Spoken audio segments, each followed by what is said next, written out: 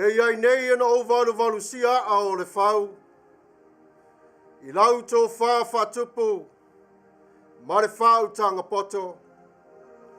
To e ti mata le upenga, a wafuanga o lau vaoa, ua le iloa nga ngana wha Atamai. O le Atamai mai le tua Samoa, e whai lea mau mea sina i le tu wha le nganga. Ina ia tā pena iai le tupulanga o le whanau o le tua, a wā le whaiva o le tala le lei. Tatou te mua atuai i le tua i lona alofa malonanga le lei. A wā e Paia ma mamalu o matau tusa. E moni ma whamaoni lona alofa. I le au ngā tupulanga ma le au ngā tupulanga. Si wafonga o le tai au fōue. O Maia. Tatou Tapua'i atu i le atua.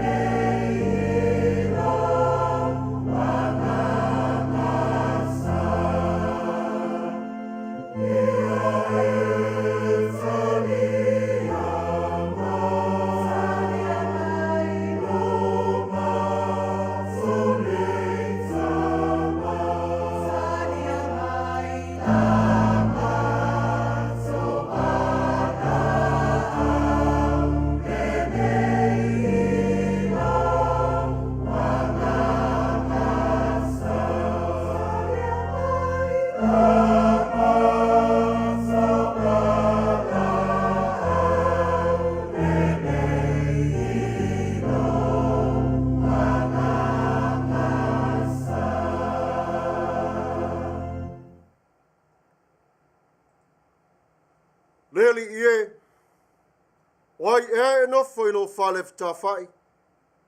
Oi e mau ilo maunga Paia. O le savali ma le amio sao. Ma ua fai le amio tonu. Ma tau tala ma le Faamaoni i lona loto. Te talo o le anganga Paia. Iova awelo mātou te māre tupu silisili se. Au Faasifo atu le Tapua'i i ngā lau whanau. O te tatalo i lau o fio i lau nganga Paia. Le lingi le whapaia ngā lau o fio i ate i latou. Whapapa te soina. Ma teu te wina i latou i le moni o lau a fionga. Le atua alo mātou ta mā Paia. Mo le nao i nei. A o fafo atu le nei potu e whapaiaina. Au wā o lau Sauniga. Le tualo mātou ta mā Paia. I le awalava marwhae te mātou te wala awa tuai i a te oe. I le swafo Jesu Kiriso. Lo mātou wali i ma lo mātou whaola. Amene.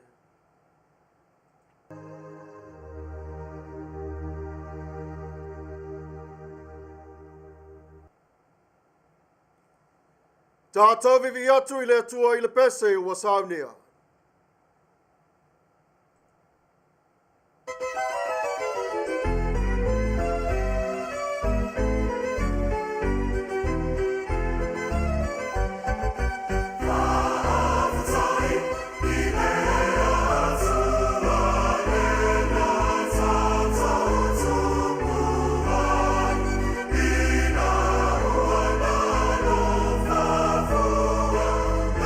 Tatou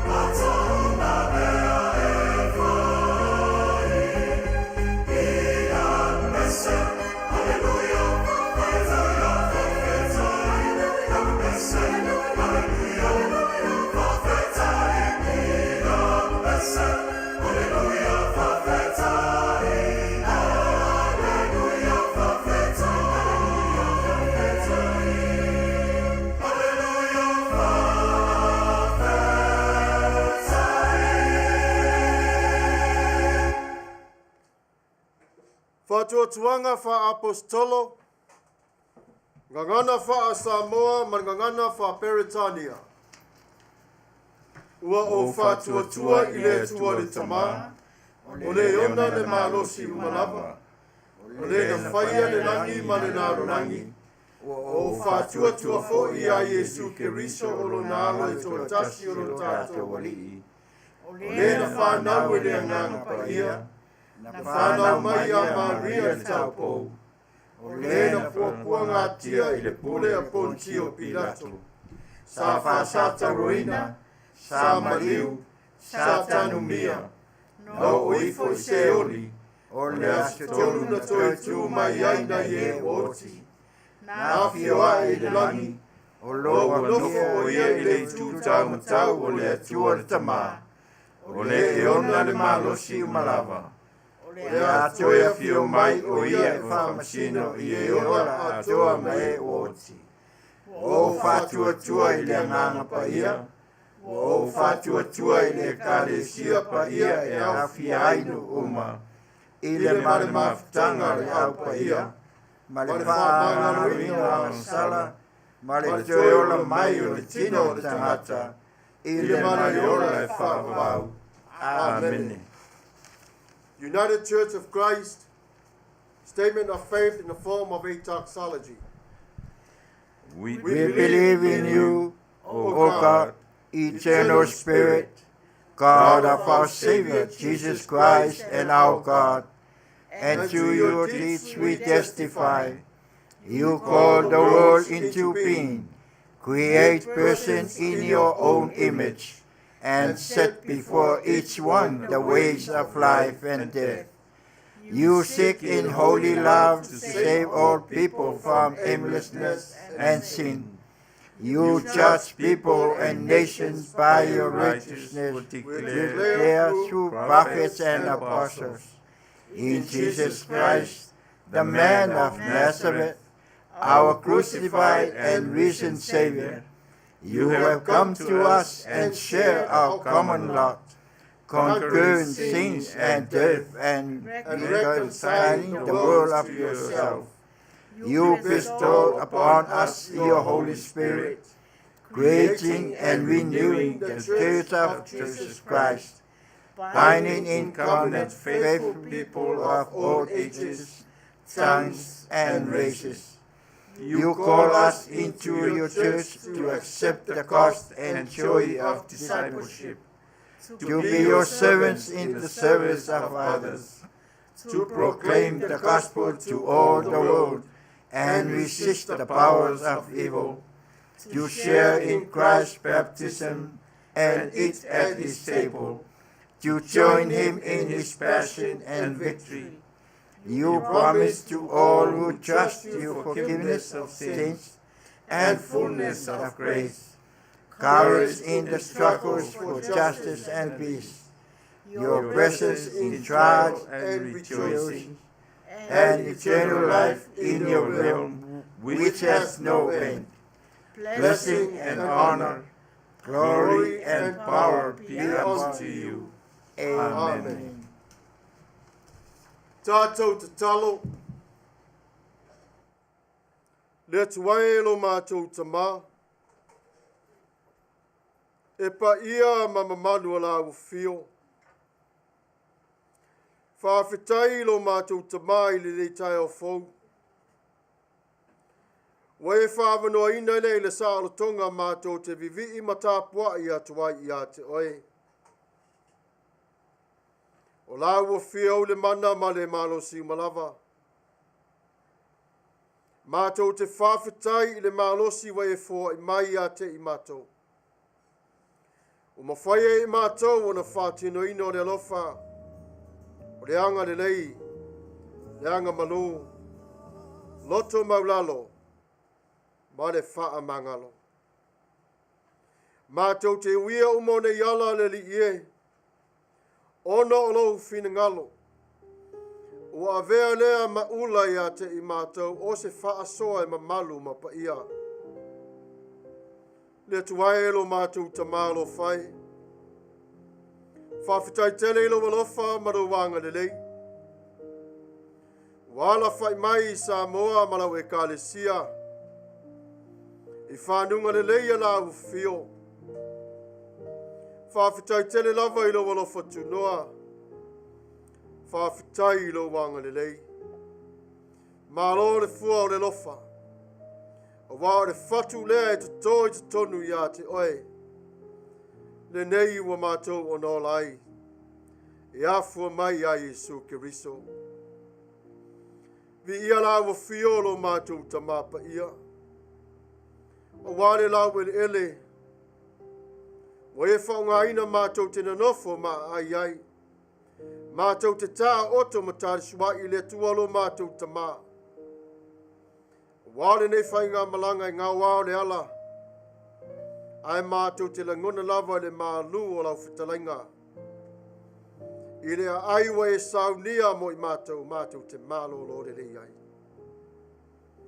Whawhitai mo Samoa si o mātou watunu pele. I lau tau singa alofa le tualo mātou tama i wawenga i le aso ma le aso.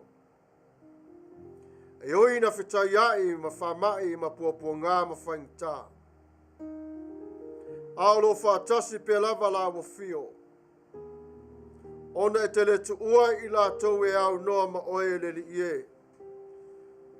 Le atu nuu sa malingi ai le toto Yesu. Le atu nuu na e mo ma e manao iei avea mo watu nuu ma malo. E avea o lo suafa i le paia ma le mauadalunga. O le lalo langi nei. E vi ia la wafio lo mātou mataie. I le sami lo tua lo mātou tama, pau lea o le whātoanga sa e Manuia le tamau ainga.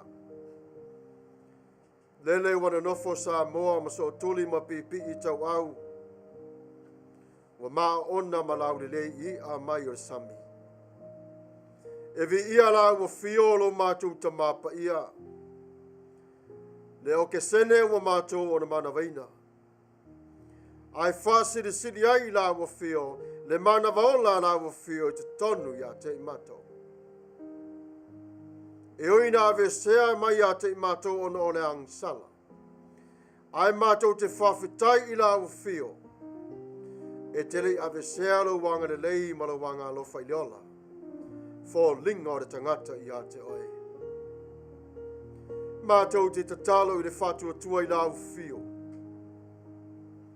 Wao la wa fio o le tali tatalo i a te imato i taimi umalava. Waia o Maia te imato i le nganga whawhitai. Le Lotu Manuia. Ma le nofo whātari tali i la wa fio. O le mea rea le tualo mātou tamapa ia. Mātou te patia ilo suafa i le nei tūlā. O wae sili, o wae sili lava oe whaavavau lava. Le tua whawhitai lo mātou tama. Le whaoratanga mo i mātou umalava. Ioe e moni, e oina ti ngā mamata ngā. Ai mata ngō fia ono na taunu unga. Nene yaso mātou te whawhitai la u fio. Aso sa umalava le tualo mātou tama. E Faamanatu nai le toe tu manu malo mai.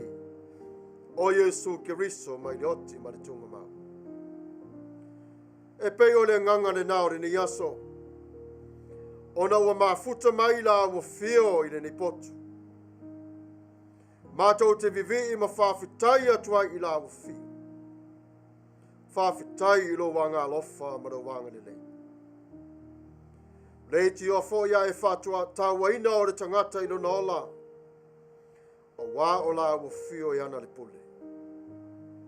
Le tua lo mātou tamapa ia. Mātou te whawhitai me tele wa e whaia mo i mātou. Tamau ainga le tausi e ino o mātou ainga. Tamau ainga le tu whale nganga.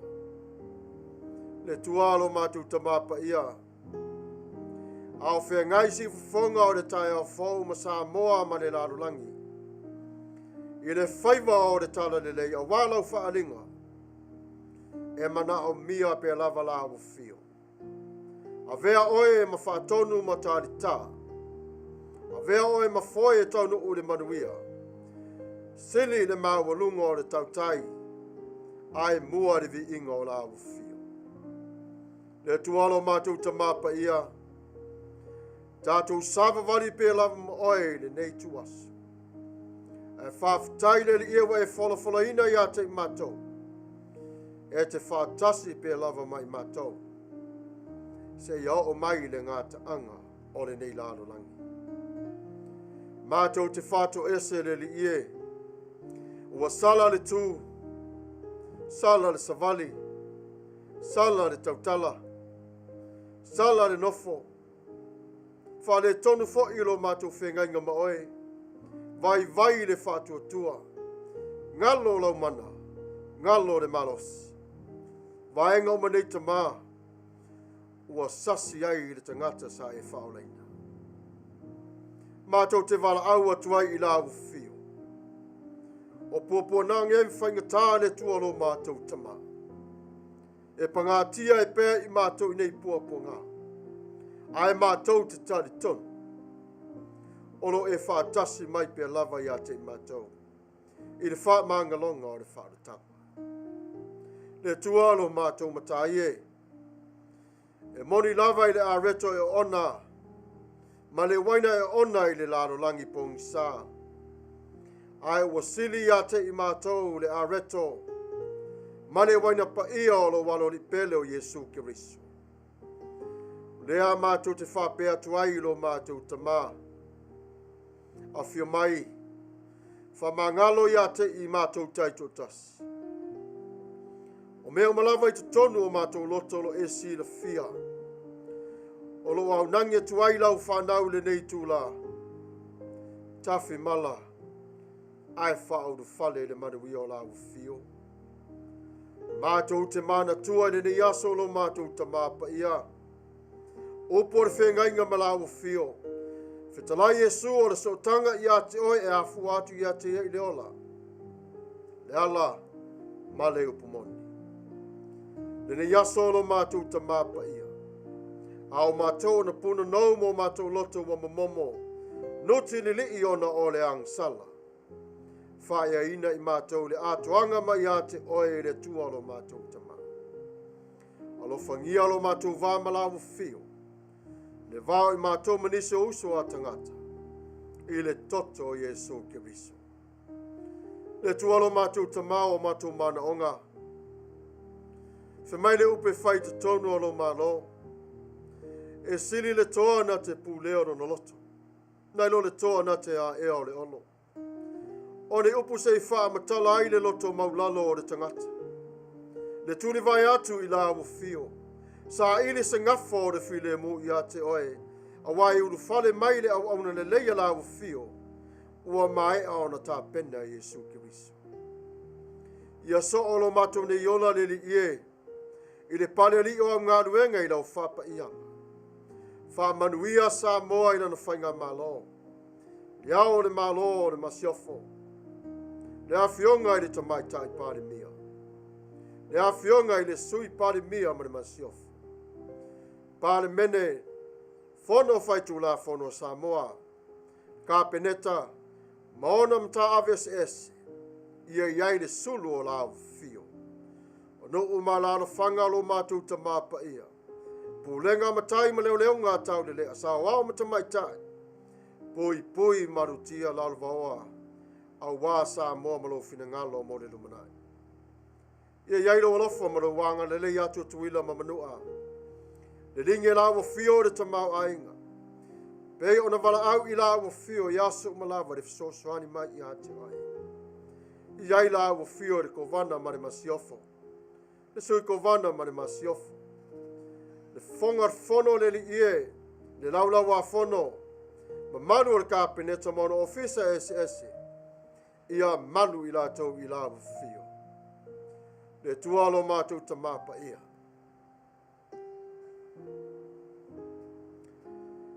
Pei o siwa whanga o le tau fo.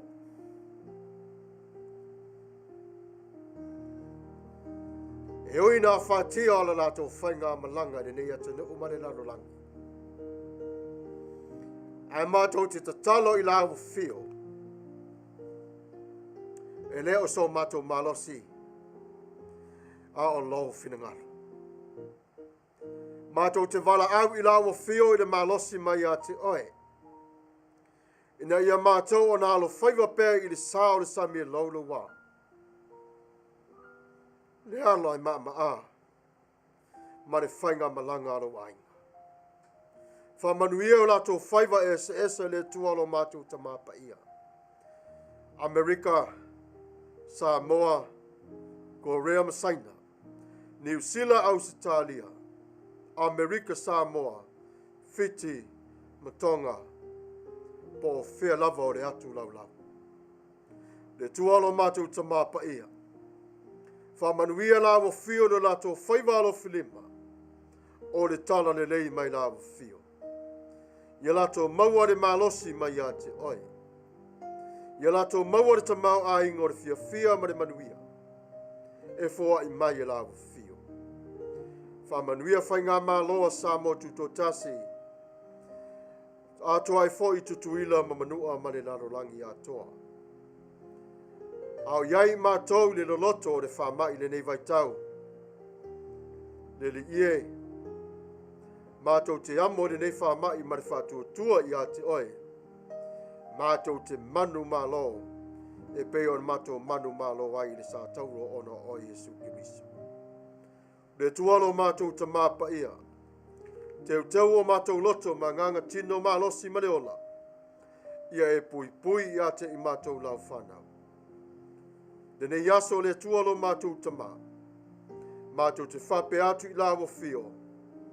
E le lei oi. E whaavavau lo walofu. E tu maue le mālua noi. O mātou talasanga na le tualo mātou tama. A toa I fo I matalasanga taito o tasi mai o mātou ni loto. Ia vi ia lava o la wo fio. I whare mai I whare pui. Po whea lava o iai se leo o le puapunga. Alofa la wu fio. O whea fo I lava o iai si wafonga o le tai a fomalo na leo. Iai la wu fio. Ono Yesu Kiriso lo mātou wali I malo mātou whaola. Mātou te ole ma wala au atuai. Amene. Faamasino.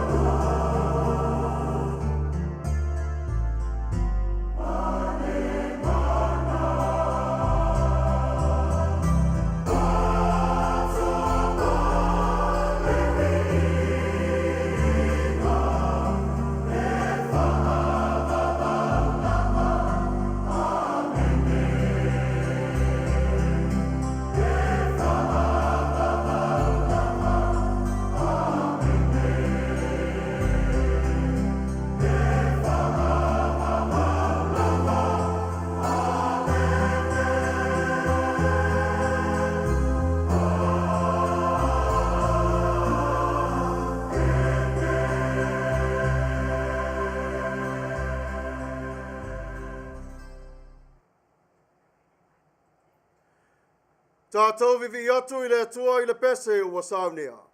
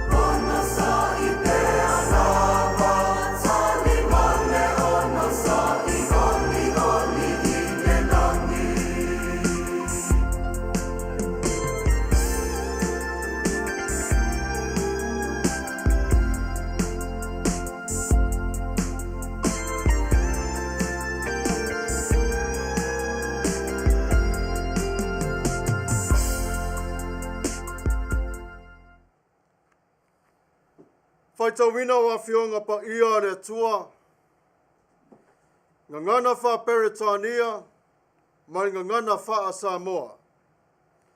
Reading of God's Word in English dialect and Samoan dialect.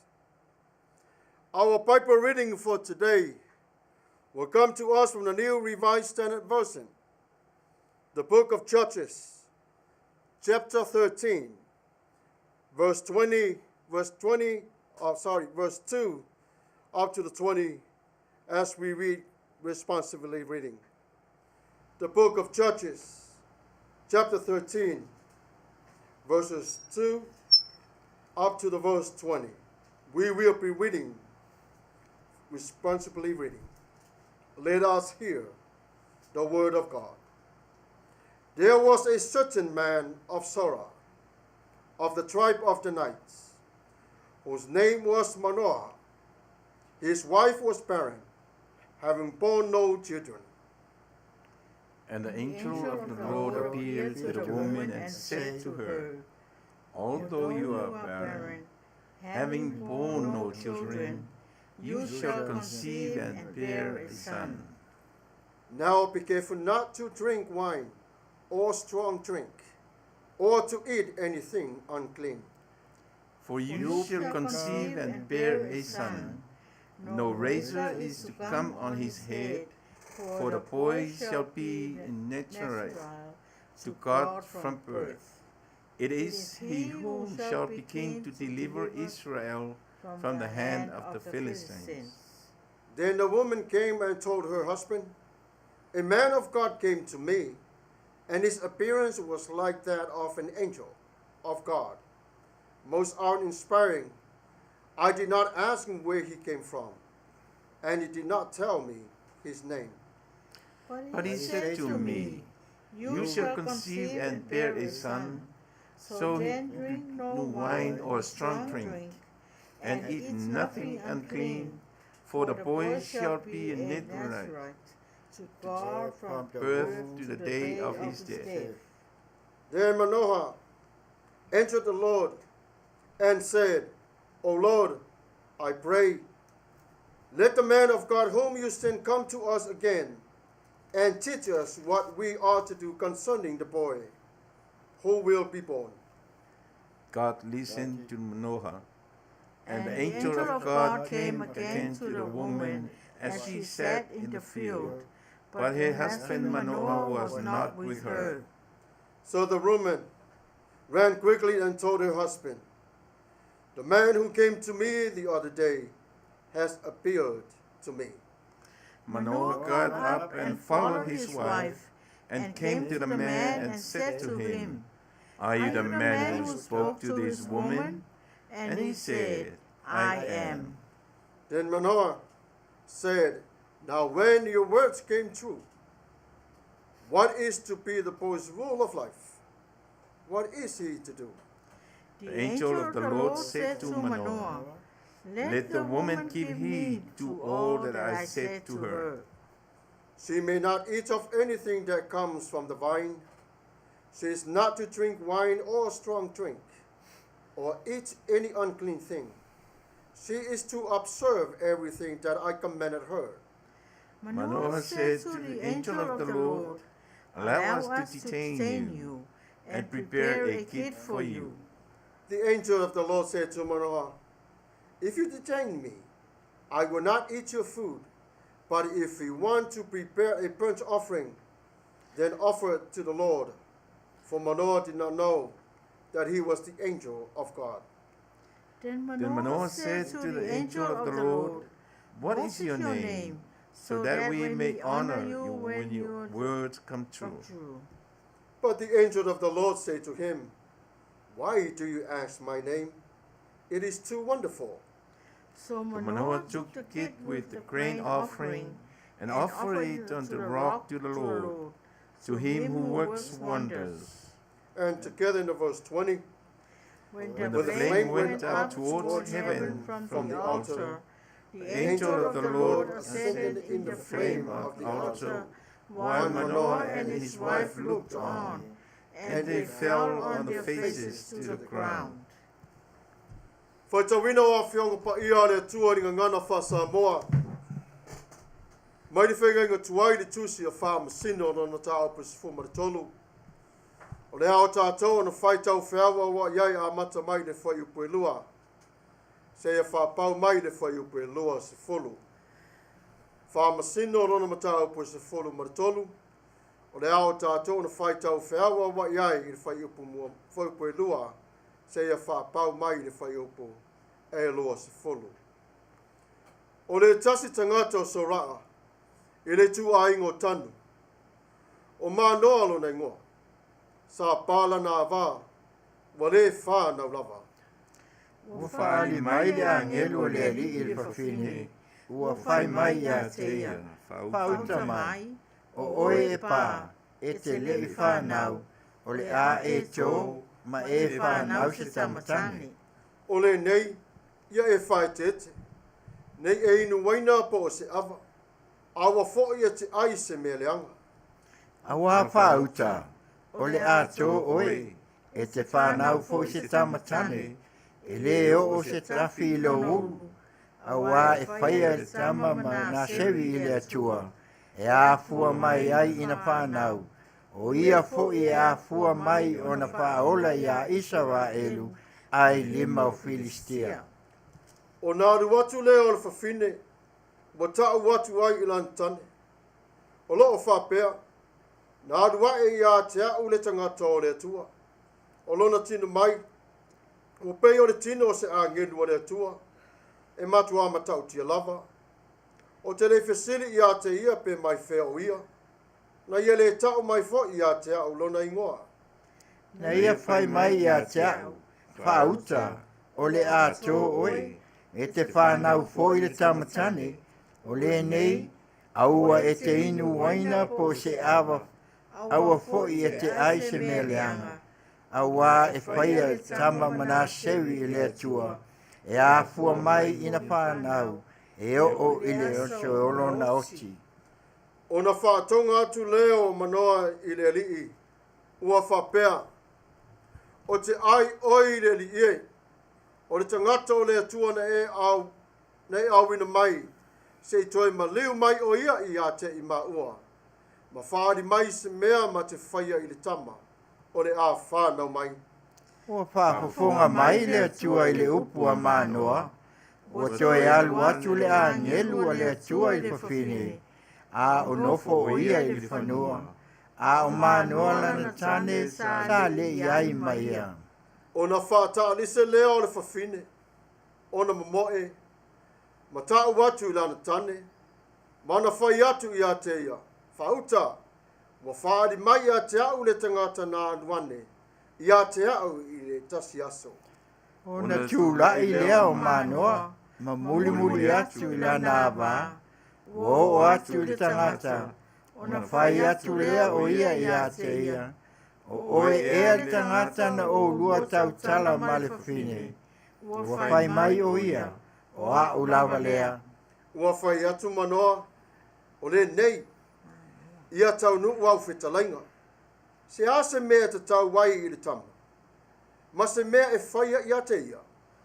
Ua whai mai le a ngelu o le li i a manoa, o mea umana o whai atu ai i le whawhine o tausi ai o ia.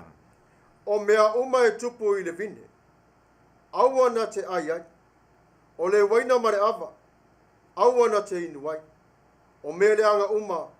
Aua na te aina. O mea uma na o whai atu ai i a te ia. Ia tausi i ai o ia. O na whai atu lea o manoa i le angelu o le li. Se i o tā ofi i a te oe. O te sauni ai ma oe se tamai oti. Ua whai maile a ngenu le li i a manoa. E ui lava ina e tā ofi i atea, o te le ai i lau mea e ai. Ai a whai e te whaia se taulanga mō. Ia e whai ai i le li. A wā e le i noa e manoa, o le a ngenu le li o ia. O na whai atu lea o manoa i le a ngelu le li. O ai ea lo suafa. Ma te vivi ai ia te oe pe a tau nuu lau whetalainga. O na whai mai leo le a ngelu le li i a te ia. O le ale mea te whesili mai ai i lo ingoa. O wai siri siri ese. Ia. O na ave lea e manoa o tamai oti a toa mal taulanga i mea e ai. A ua ia whai taulanga ai i lunga o le papa e lea li. O na whai lea e le a ngelu o le wawenga. A o mata ai manoa malana ava. Mare whai upo i rua se fulu. Walua e le langi le mumu o le afi ai lunga le whai taulanga. O na alua e leo le angelu o le li i le mumu o le afi o le whata whai taulanga. A o mata ai manoa malana ava. O na whapa ufao ai lea o i la ua i le ele. Manuia mai o le tua. FAITAU ana fionga Paia. Ia tu mau pe lava o lona viinga e Tuavao. Tuavao lava. Amene. O le launga i le suafa manu malo o le tua le tama. O le tua le alo. O le tua le angang sa. I le neiva ia so atoa ma le Faafauina e whapea. O le tangata ese e so o fale. O le tangata ese matautia. E ala lai le usi tai ma le whaamaone i le alii. Na tai na ai e o sua le whanonga Israelu i le nuu o le whawhanga. Ai pe tai. Ina ua mavae le maliwo i o sua. Sa le mawhai e tu a inga o na ave e sea lo lato manatu. I le o langa wha aikpito. O na iaina o le manatu wha pētu samo le nei vaitau. E tu la wha i rai e le tangata lo na ola wha le nganga mane tua. Tupu leo o wha lave mamasei. Aina whetalai le tua i lo na nuu, lato te ola i le nuu o le wholawhalanga. Le nuu lato te le ai, mai ai o lato lima. Na whawhanga i lato e le tua. Ai se ai le wa api le taita ina o Israelu mai te tonu o TUSI. Ina ia whaai lo ai o ngā ruenga le tua.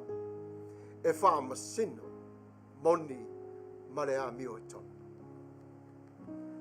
Ona whai mai lea o le matua o le lango le nei aso. O le Atamai. E lei Mafaufauina mai le tagata ese. O le Atamai. E lei Mafaufauina mai le tagata ese. Fe mai vaenga o le whai upe ono ma le fitu o filifili e whai matua. O nā aluatu lea o le whawhine i lana tane. Ua whape atu ia te ia. Ua sau le tangata o le tua ia te a. E whauringa mai o io se a ngenua le tua e matua matautia. O te le whesiri atula ia te ia po o whea e sauai. Muna te le tau mai e whoilona ingoa. Aina ia whai mai ia te a. E tō oe. E tō oe.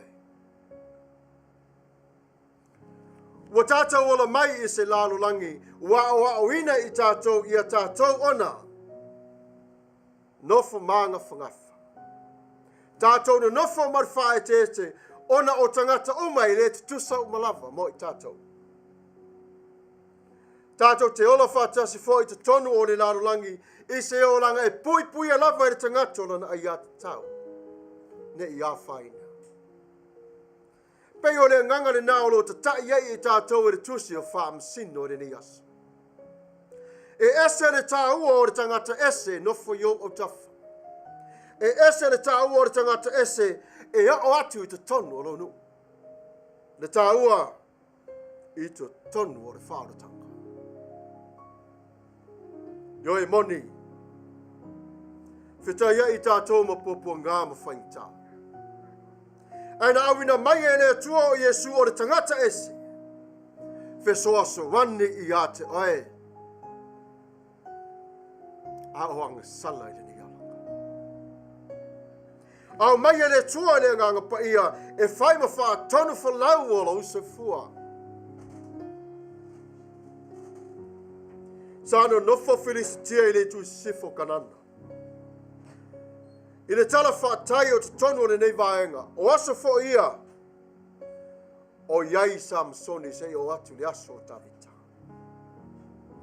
E Faamanatu mai ai a te i tātou le tāua tele o le lau le ele. Fe mai se tala pu lava e whapea. Na Tuavao e le tamalo nā tali. Vai o tangata na nofo yo Tuavao. Ia e whae tete. Tau mamau ese mai lato. Wa Tapua'i le tamaititi MANATU pe tala lon tama. Mua. Mo fale atu le li. Data li i leo. A o wino ia le Faiai. Mosu le tamaititi. Le ngā ruenga, mosu fai i le whautuanga le pule au. I le lotu. Mosu fai i le launga le whaifeau. Ta talo leo le tamaititi le tua ma ui whape atu. Ai sea ea o whape ai olo na iola. O te lei loa o na hava i le tasi tangata. Fe soa soa ni mai i atea. Mai le tali le tua. O au sa whaia onga i ate o ina ete e noa. O au fo i sa pule i o whaiva iau ngā ruenga. Sa ete e na. O au fo i le whaife au lo la ngaina le upu te tonu o le wharisa. Sa ete e na. Aisea. O na ua maasani le tamaititi whautuanga le tama. Whai tete. Matangata e se mai tonu. O le neona. O Filistia o ne fita malolosi. Sa sini atu o lātou le lei ma le mau oa i le tele o Amea. Sa whao ngai whaapitoa i lātou. E so se taua lava. E fua i ai lo lātou malosi. Na lātou i lo fo i le mea lilo o le a Faiai a o penga o Amea. Fe mai Samuelu na ia TUSI i le Matafeo fumatolu. Na lātou whao ngā ina o apa me mea ina ia tau te te atuai o lātou fili. Ia manu malo wai o i lātou. Atoi a Matafeo i la le tāmiro sanga o le Faamasino ngā le tua. I to tonu alona nu. O le mea lava na lātou loto i ai. E tali e le tua i lo lātou loto. E le o le tua le nei whapea e nofo ia ma mawhatianga. Nei o le tua e alofa i le tangata. Ai o le tangata lava ia malana filifilinga. E pei o Israelu. Na fia i le tua. Ai le tele le fia i le tua. Fe mai le fisili. O le asa mea mana o mia e muri atuai i le tua. E manino mai lava lapta inga o afionga Paia le tua. Pe a fai e faa wau o na faa maa o tatou loto i le tua. Pe a faa pe tatou te mawala le foteifu. O na tatou talia leo o le tua i lo tatou wana. Ioe moni. Sa Tatou o na avea Samasoni manaseri. O se tangata na whaia o se tautonga ina ia wawai e se ina mo le au na le tua. Ai na whaia e mātua o Samasoni le tautonga mo ia. O se tautonga o se naseri sa ele tu mau i niso vai taimi. Ai le tu lango o Samasoni. Sa ola fo ia i leo langa pa ia ma le atua. O le avea o se naseri i le mawhaia Samasoni o na sele no naulu. Pa i le tino oti pe inu se ava malos. Whaava noalo na ola atoa mo le rii e tusa malo na vala awina. O le teu wina le tua o le tangata wha o le tanga. Mai i ate ia. O le vala au fo na le tua i ate oi le nei tai au. O te ave ese mai i ate oi le larolangelo e iai fili iai le ngā ruenga le tua. E tenga lue ma e tala iai. E moni lava o Samasoni lona malosi. A e sa ia matau tia pe lava lona alofa i le tua. Ioe, au se whautuanga mo i tātou le nei asu. Wa manatu Samasoni lona malosi. Na toe vai ai i ona puaponga. O le nei awala sa pei o ia o le Israelu la whaolo tia atoa Israelu mai popo ngā mwhainta. O le whina ngalo le nao le tua. Le ala foi le sa tu e se nai o le tua o Samsoni. E ese mai umalawa i Faamasino o Israelu i ontai. Ai se ali mo tupu. Na toi pa o umalawa i la tau ona o le angsana. Ai se ana ngati ai e a gelu lona ingoa. I te tonu le FAITAU o TUSI Paia, ma whetalainga te tonu i a te o tanome, ina ia awane vivi ai o tangata i le wa awina mai e le tua. Ma le tas, ia pui ai fo i o le angelu, i le suafa o le tua Paia. E leo le tau langa mo le angelu, a o le tau langa mo le tua le tama. E leo le manatu e nā le tau ave si ufonga o le tai fo fitu aso o le vai aso. E leo I mātou tau te ifo mai ai.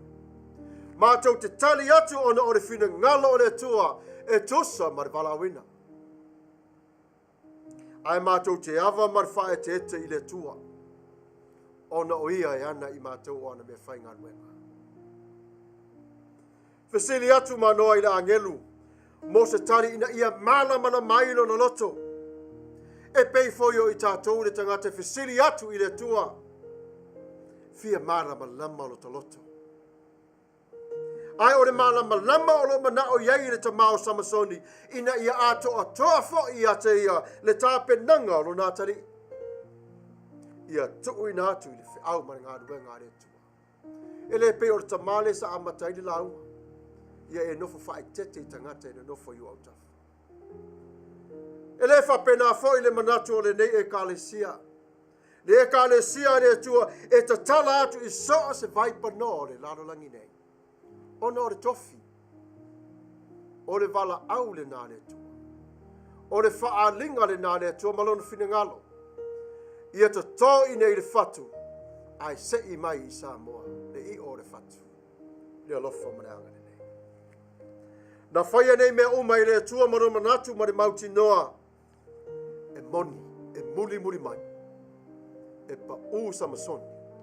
Ai to e tu lai mai ai Yesu ki wisu. Le tape nanga le nā le tua mo tātou le nei tai au. E le olo tātou loto tātou te manu malo ai. A o le mālosi mai I le tua o na mana tātou te manu I ai. I whaiva o malava o le sāwari. Ngā tia lo tātou whaatau wha.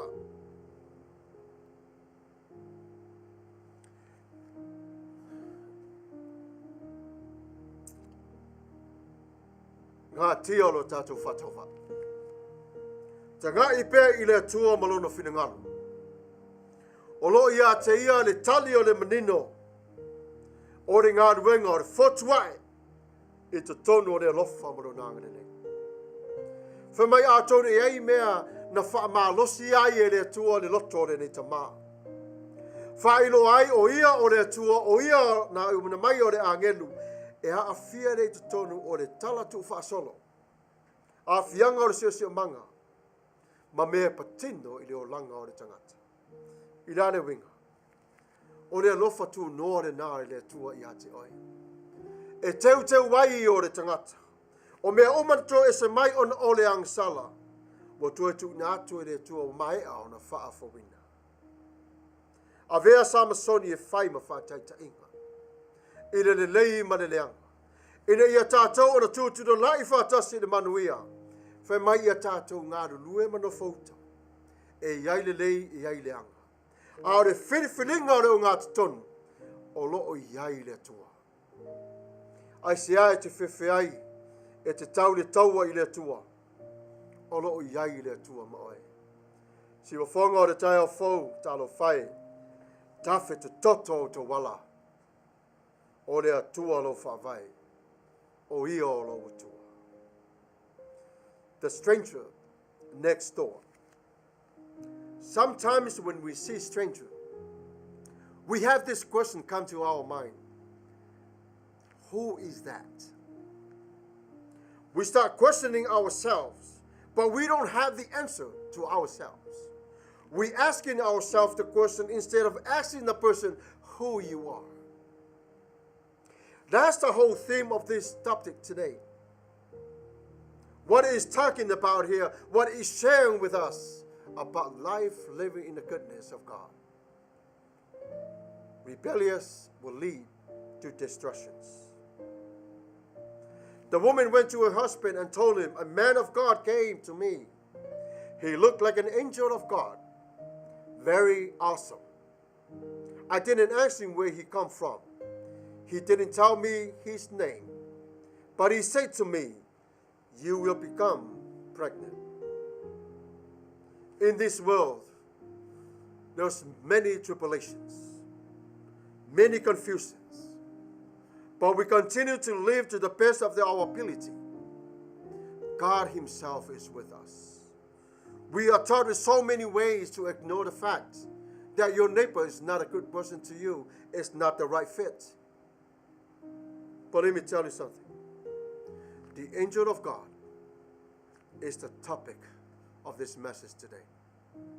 Jesus Christ himself came to your life, died on the cross for you, gave you life, universal, so you may have a relationship with God the Father. Israel did evil. Did God left them? No, God still with them. He loved them. And so to us today, no matter what we do, where we went, where we go, what we're thinking to do the next day, God still with you. It's a powerful message for all of us. It's to retool ourselves, re-equipped, rethink, to see where God's visions line up with us today, corporately and individually. Good men and women, carefully dedicate their lives to God. But those are our ancestors have long gone. Samoa, my dearest Samoa, when God called you to be his people, you serve gently. Even as of today, there's many Samson in Samoa. Advice for all of us today, revisit our strength. Let God be the God of our strength, not ourselves. But let's look up to God and say thank you for all you have done for us. When the angel appears and repeats over and over again in your life, the times Jesus come to you in that form, don't reject it. Just be thankful. Receive with an open heart. God's still knocking at the door of your hearts. Look what happened to Manoah. He went back again and asked for more instructions. When you buy a TV, would you proclaim the TV by your own without instructions? We need to read instructions first.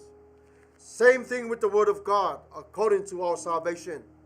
We go to the Word of God to retool ourselves, to rethink, and regenerate ourselves.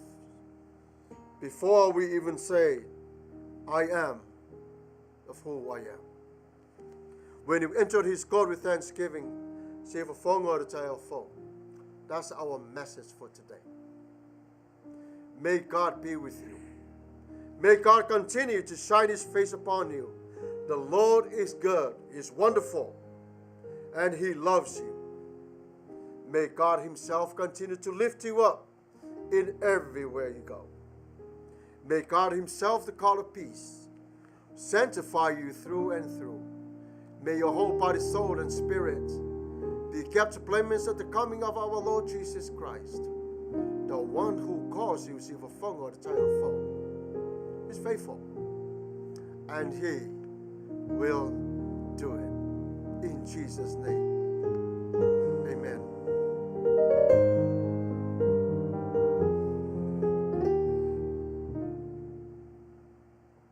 Before us is our communion service for today.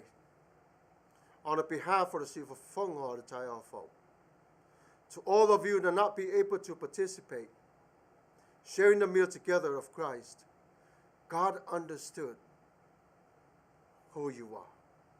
Don't beat yourself up. He understands who you are. For those of us who can, whatever that you have in your household, trust and believe God ordained that for your ministry today. Tatou umalava sa moai le atunu pele. Failava ele mawhai ona e talia le mea inu sua malie. Po le whalawa fo I lo tino. Le aisa whaina. E malama lama le atua. O le afo se mea wa te tono lo whale mawhai ona e talia. E talia fo I le atua le nganga whawhatai. O le taimire nei, tātou tā pena atu. I le sakala Paia le atua. Tatou vivi atu I le atua I le pese ua Sauniga.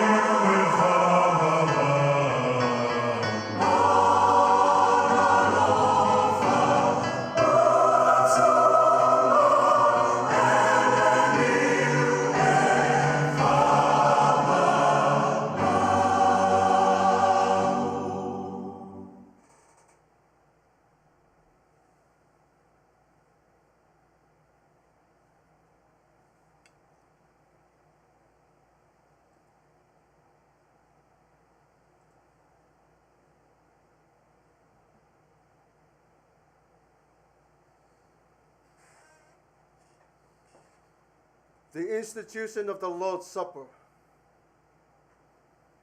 Dear friends, the Spirit of God gives lives to the world, life that will never end. Here and now, Christ fits the world, plenty for all, enough for today. No one will be turned away. No neighbor in need will go wanting. Let praise go up to our God, our life, from every creature on God's good earth. Le au pele, o le anganga o le tua o Mavaega I Tatou le o le Tuavao. Le nei la vaso lo fanga peina lava ke riso, o e o fatua tua matali o ia. Le a reto ma le waina, ua lava lea matatoe.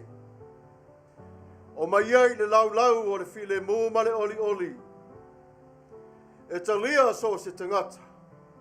E le ai foi se tasi alu lona ainga ma le Faiai. Si tia le vi inga o lo Tatou o tua le ola. Ma mea o malava. Mai le lalo langi le leia le tua. O le taimi le nei. O le talo Manuia o le areto. Talo Manuia o le waina.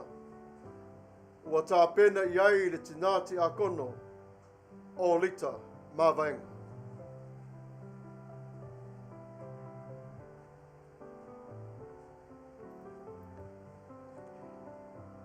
Tatou I whawhamaulano le tano. Le tuai, le tamā whawau, mātou te o le ati o I le suafolo walu. O Yesu Keriso, ia e whamanuia ina, Paia ina le nei a reto ma le waina. Ia nganga I lato uma o e whetango Faiai. Ina ia lato ta mamafa mafeinu. I le Faamanatu ina o le tino ma le totolo walu. Mamoli mau atu ia te oe. Le atuai, le tamā whawawau. Lato te loto ina ia ave o lato ulunga le suafolo walu. MANATU a pea oe o ia ma tausi ona polo a inga. Ina ia tuina Maia te I latou. Ina ia latou maua pea lo wanganga. E whaatasi ai mai latou. Le tuole matu tamā. Whamanuia mai le nei Sauniga. Mai le amatanga se iau o I le whaiunga. Whamanuia ia te matou umalava. O nolo suafa Yesu. Amene.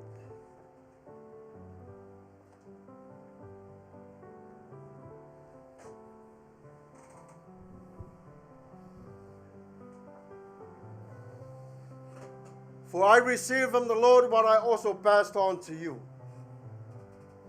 That the night the Lord Jesus was betrayed, He took a loaf of bread. When He had given thanks, He broke it and said, "This is my body, which is for you. Do this in remembrance of me." Wau na o maua mai I le mea na o tuina atu ia te AUTU. O le lava po na whale tanai I le alii o Yesu. O ia tango ai I le areto. O ia tofin whawhitai. O lo tino le nei. Tuina atu mo AUTU. Ia AUTU whai o le nei mea ma Faamanatuga ia tea. Ia so umatou te ai.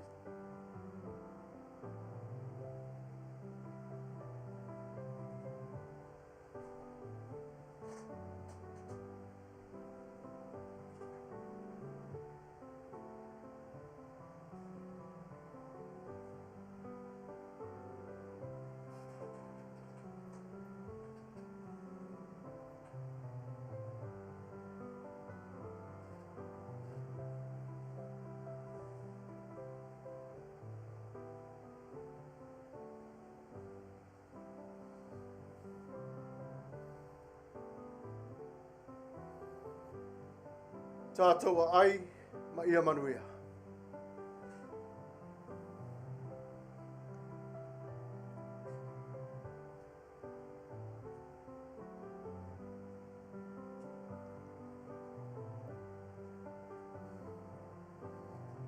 In the same way with the cup also, after supper, saying, "This cup is the new covenant in my blood.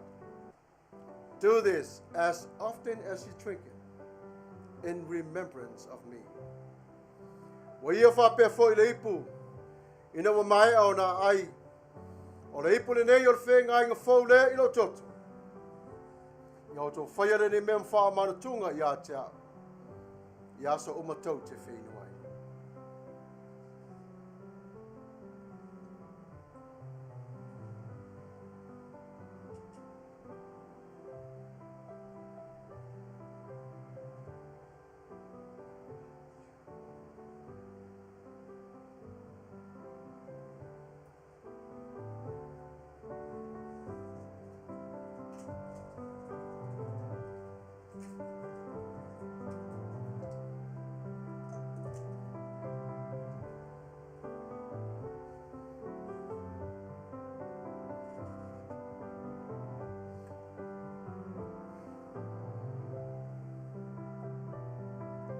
Tatou whenua, Maia Manuia.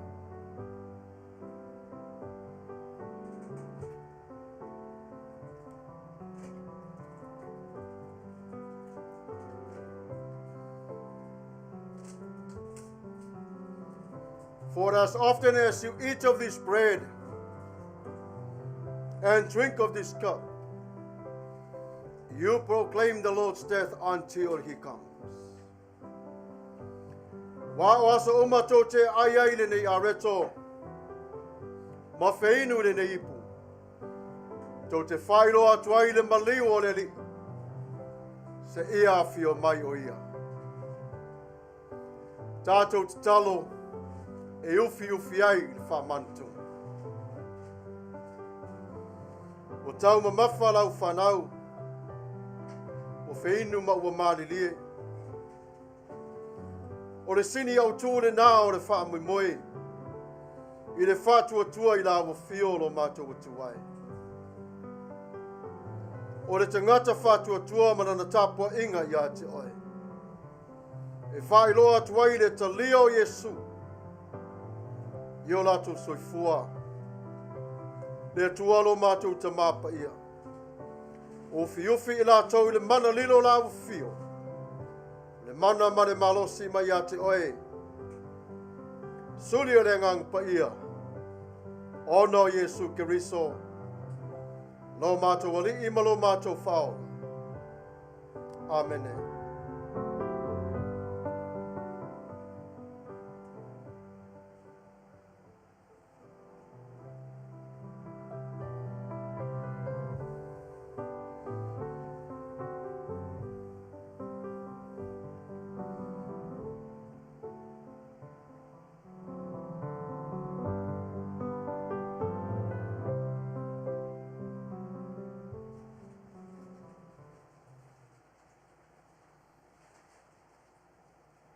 Tatou vivi atu i le atua i le pese o Sauniga.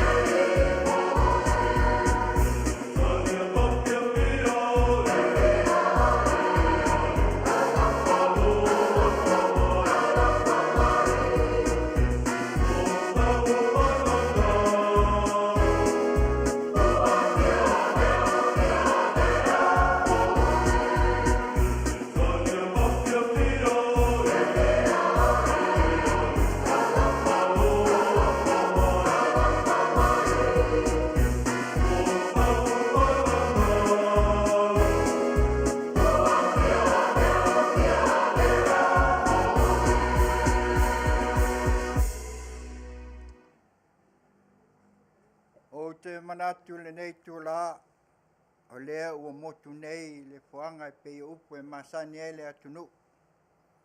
A lea ua maea o na momoli lapa lapa o malo.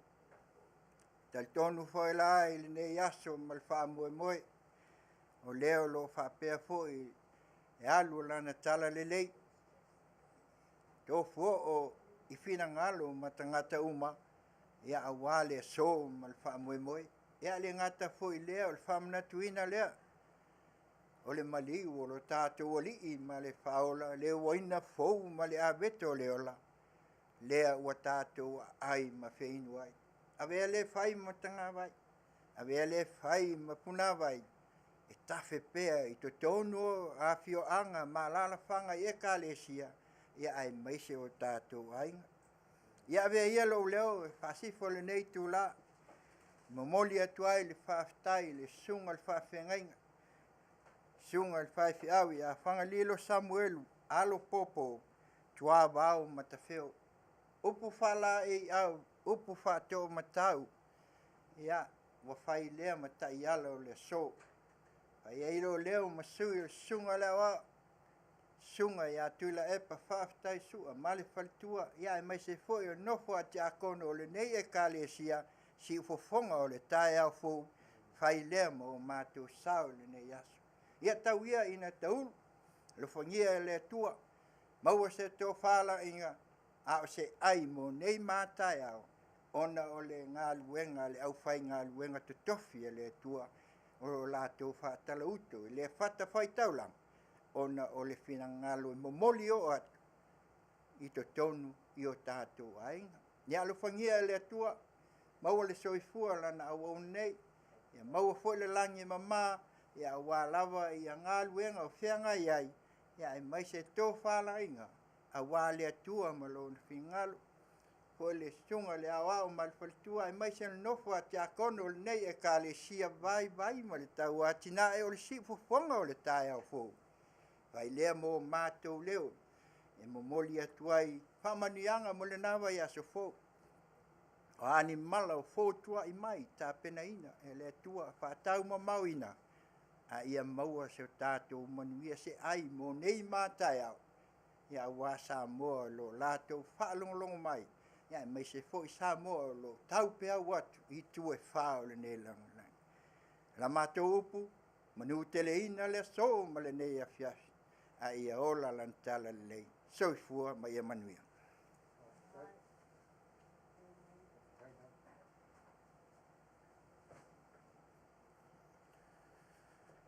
Tatou whai ure talo.